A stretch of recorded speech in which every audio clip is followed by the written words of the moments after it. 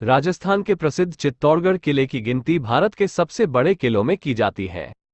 ये किला इतिहास की सबसे ज्यादा खूनी लड़ाइयों और जौहरों का गवाह है।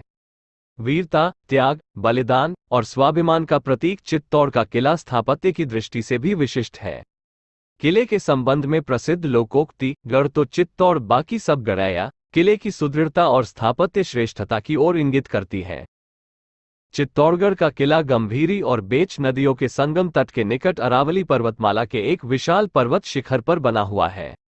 समुद्र तल से इसकी ऊंचाई 1850 फीट, लंबाई लगभग 8 किलोमीटर व चौड़ाई 2 किलोमीटर है। इस किले के निर्माण काल के बारे में निश्चित तौर पर कुछ कहना थोड़ा मुश्किल है। एक किंवदंती के अनुसार पांडव पुत्र भीम ने इस किले को लगभग 5000 वर्ष पूर्व बनवाया था। कहा जाता है कि एक बार भीम जब संपत्ति की खोज में निकला तो रास्ते में उसकी एक योगी निर्भयनाथ व यति कुकड़ेश्वर से भेंट होती है।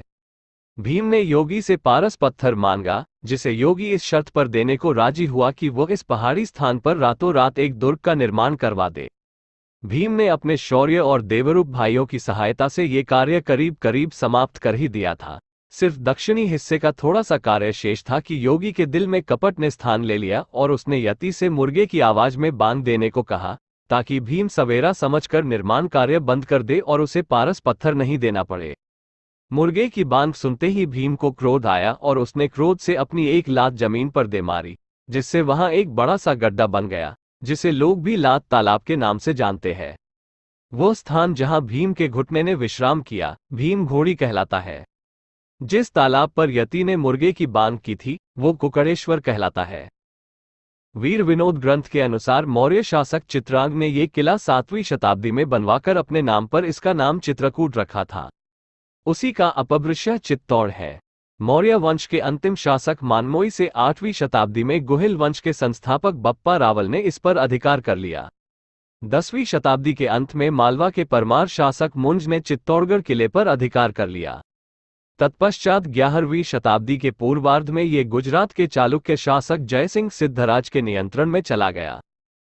12वीं शताब्दी में चित्तौड़ पर पुनः गुहिलों का आधिपत्य स्थापित हो गया। 1303 में इसे अलाउद्दीन खिलजी ने हस्तगत कर लिया। 1326 ईस्वी में सिसोदे के राणा हम्मीर ने गुहिल सिसोदिया वंश को प्रतिस्थापित किया। 1568 से 1615 ईस्वी तक ये किला मुगलों के अधीन रहा। 1615 की मेवाड़ मुगल संधि के परिणामस्वरूप ये पुनः गुहिल वंश को प्राप्त हुआ।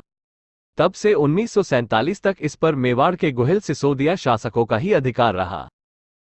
चित्तौड़ के किले के साथ 1303 में रानी पद्मिनी के जौहर एवं गोरा बादल की अप्रतिम वीरता एवं 1534 में राणा सांगा की पत्नी रानी कर्णावती का जौहर तथा 1568 में जयमल व पत्ता सिसोदिया की पत्नियों के जौहर एवं इन वीरों के साहसिक बलिदान की गाथाएं जुड़ी हुई हैं।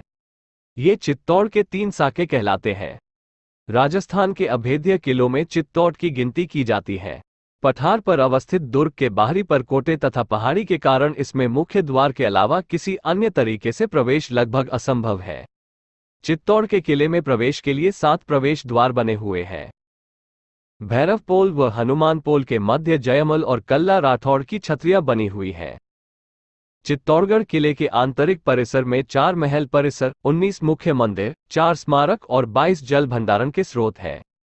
किले में स्थित इन जलाशयों के संबंध में कहा जाता है कि इनकी पूर्व में संख्या 84 थी। कालांतर में संरक्षण न मिलने के कारण वे नष्ट हो गए। किले के ये 84 जलाशयों में जल संग्रह की इतनी बड़ी क्षमता थी कि ये 50,000 सैनिकों के लिए 4 वर्ष तक के लिए जल प्रदान करने में पर्याप्त थे।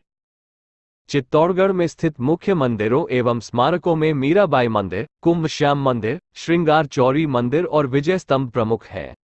रतन सिंह पैलेस और फतेह प्रकाश दुर्ग में अवस्थित 2 बड़े महल हैं।